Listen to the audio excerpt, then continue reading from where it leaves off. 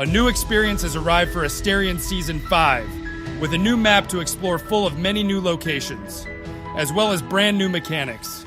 Asterion is unique from any other available Battle Royale in Fortnite right now. Today, I will be taking you on a tour through this map, starting with the new island.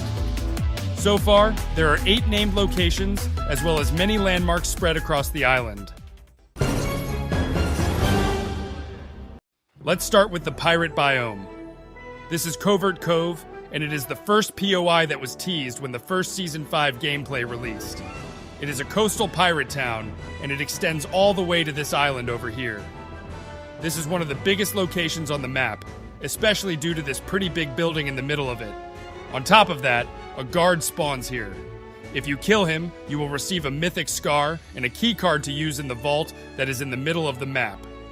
There are 3 guards like this across the map, all granting different mythic weapons, but it is a race to the vault to see who can unlock it first. Next up, we have Fortune Bay.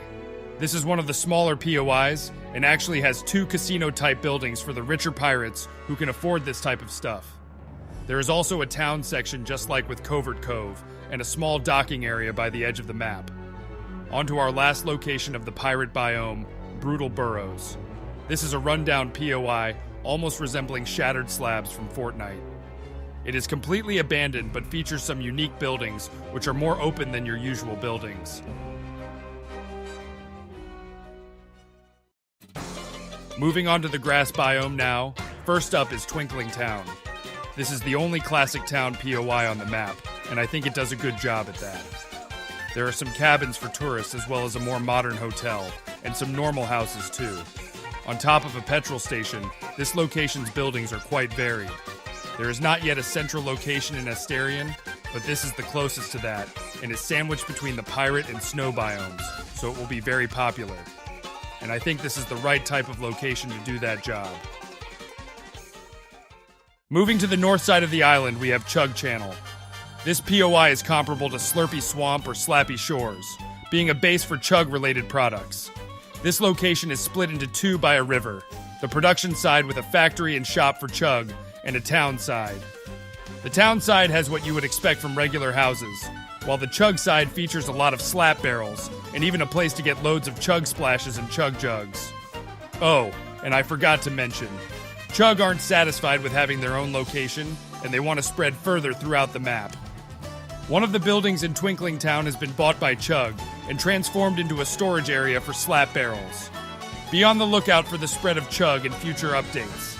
Now we have possibly the most mysterious POI on the island, Daunting Divot. It is not yet revealed how this massive crater got here, but it already has a watchtower and labs inside to study its origin. This location is comparable to Dusty Divot, but it also provides its own spin.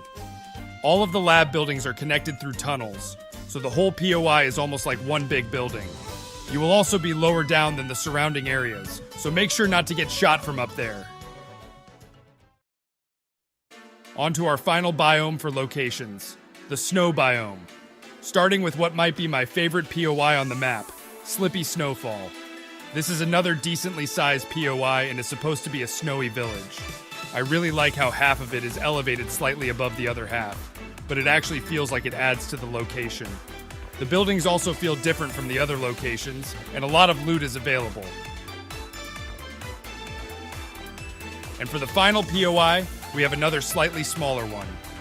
Frosty Factory is an abandoned factory hidden deep within the snow biome. What once was home to a slurp factory is now desolate. However, I heard that someone might be trying to put this place back into use again soon. This POI is great for slurp barrels, and is more out of the way than most other locations. Before we move on to other parts of Asterion, let's look at a few of the notable landmarks. This is Looted Lagoon, and is a massive lake with a few pirate ships and islands.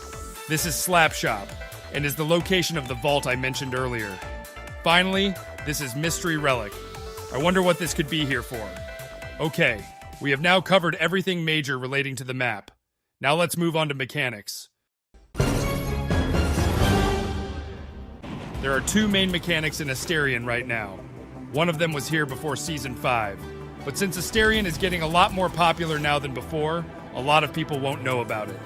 This is the Redemption Room, and works similarly to Gulag systems in other Battle Royale games. Once a player is eliminated from a match, they will respawn here. They have a chance to return by defeating the guard with only a gray pistol. This will stop players from leaving the match as soon as they die, and effectively double the player count in a match. Also, as the storm comes in, it will quickly take over the Redemption Room. As the storm starts doing more damage, getting your second life will become harder as you don't have as much time to kill the guard before the storm kills you. Traits are the big new mechanic for Season 5. As of right now, there are 4 traits with more coming in future updates.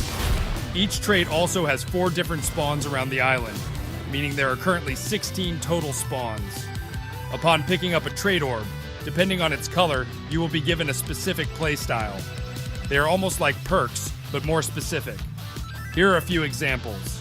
Sneaky Soldier grants you a suppressed pistol, thermal DMR, and shadow bombs. Athletic Animal temporarily increases your movement speed and grants you a rapid-fire SMG. Go out there and discover the rest of the traits yourself.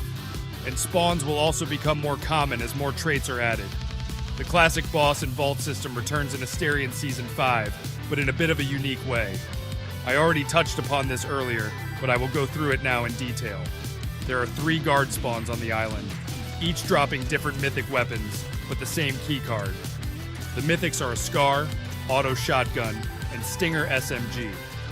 After this, whoever gets to the vault first and unlocks it gets the loot inside, including the only place on the map to find a Shockwave Hammer.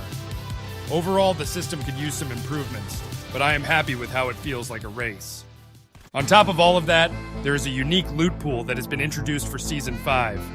I love this loot pool because it gives players multiple choices depending on their playstyle, and is a great mix between balance and fun. For example, the shotgun meta is amazing in my opinion. There is the Thunder Shotgun for your slower but more heavy-hitting shotgun, the Auto Shotgun for your quicker but weaker one, and the Prime Shotgun to go in the middle. Same for assault rifles. The Scar is there for your regular, all-around gun. The Red Eye is there for people who prefer red dot sight scopes, and the Combat is there for people with good accuracy. And there are even more new weapons being added down the line. Jump into Asterion Season 5 now, and explore everything new with the map code on screen now. That's it for today. Bye.